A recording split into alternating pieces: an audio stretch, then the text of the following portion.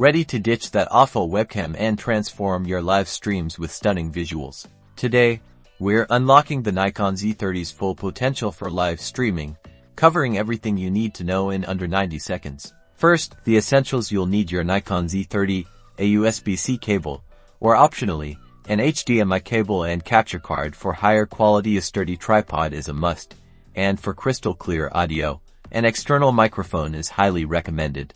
Now, let's dial in those optimal settings. In your Z30 menu, navigate to the video settings. Set your video quality to 108p at 30 fps for a good balance of quality and bandwidth. You can experiment with 60 fps if your internet allows. Crucially, enable eye detection AF for rock-solid focus on your face, and consider setting the Area mode to wide area AFS for flexibility. Next, download and install the Nikon Webcam utility software from the Nikon website. This allows your computer to recognize the Z30 as a webcam.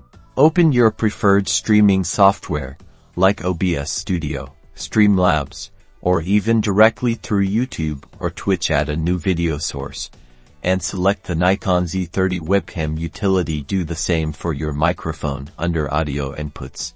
If you're using a capture card for HDMI, connect the Z30 to the capture card, then the capture card to your computer via USB. In your streaming software, select the capture card as your video source. Finally, configure your stream settings within your chosen platform, YouTube, Twitch, wherever you're broadcasting.